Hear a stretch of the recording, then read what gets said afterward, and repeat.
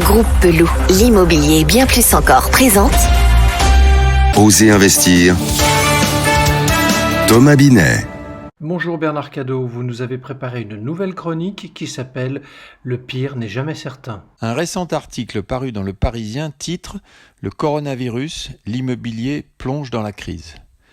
L'étude de l'Observatoire Crédit Logement CSA prévoit un recul de 25% des accédants d'ici fin 2021 et une récession du secteur à minima comparable à celle de 2008, année de la crise financière des subprimes.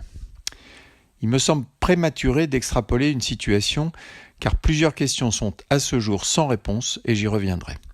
Par ailleurs, l'histoire des crises démontre que l'immobilier résiste toujours sur le moyen terme. Revenons quelques instants au début de cette année 2020, finalement si proche mais si lointaine dans nos esprits. Quelle était la situation du marché du logement ? Après 3 années consécutives de baisse des taux d'intérêt, les records de vente étaient battus, le stock de biens disponibles s'amenuisait et les prix battaient des records. Les taux ne pouvaient guère baisser encore et les prix allaient devoir s'ajuster faute de se retrouver en situation de blocage du marché. Le Haut Conseil de stabilité financière avait enjoint les banques à une distribution plus sélective du crédit immobilier sur des critères quantitatifs, 25 ans maximum pour la durée et 33% maximum des revenus pour le taux d'effort. Et les taux commençaient de remonter. La crise sanitaire a plongé l'économie dans un état de sidération qui n'a pas épargné l'immobilier et le logement en particulier. Ce marché repose sur 3 grands piliers: l'économie, la finance, la confiance.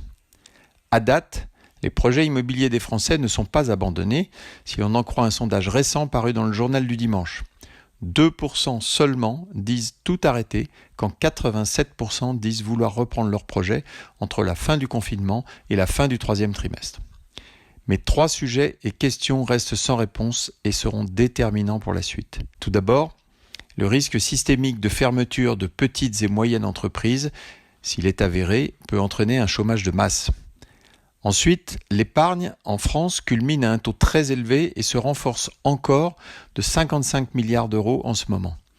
Cette épargne reviendra-t-elle rapidement vers l'économie ou bien sera-t-elle préservée par crainte d'un avenir plus sombre ? Enfin, et c'est sans doute la question clé, quelle sera l'attitude des banques face à une demande de crédit immobilier des particuliers ? Elle contribue très largement au plan de soutien gouvernemental des entreprises, mais quid des particuliers ? Ce sera déterminant pour la reprise. Ce devrait être le moment de changer de paradigme, prendre en considération le reste à vivre, qui d'une situation à une autre n'obéit pas aux mêmes règles mathématiques d'endettement, et reconsidérer la solvabilité des ménages. Combien de temps encore pourrons-nous refuser des logements, à l'achat comme à la location, à des clients qui n'ont pas de contrat dit CDI, mais qui par ailleurs génèrent des revenus récurrents et ont un pouvoir d'achat réel ? Enfin, pourrons-nous voir l'avènement d'un scoring transparent évaluant la solvabilité objective de nos clients ? Vous le voyez bien, ce sont autant de réponses déterminantes. Les prix, enfin, car ils suscitent de nombreux pronostics, de crainte ou d'espoir, selon sa position. Oui, ils seront corrigés, mais il est très prématuré et hasardeux également, je pense, d'avancer des chiffres. Il faudra raisonner secteur par secteur, marché par marché. Les zones tendues continueront d'attirer les demandes, mais on ne sait pas encore, par exemple, quelle sera l'influence du télétravail sur les choix de vie futurs. De même, on ignore si le marché de la résidence secondaire ne va pas reprendre des couleurs grâce à la volonté marquée de vivre dans une maison avec jardin à la campagne, etc. Beaucoup d'interrogations donc qui doivent nous inciter à la prudence, mais un constat et une certitude. L'immobilier et le logement en particulier reste un actif tangible et résilient, constructeur de confiance.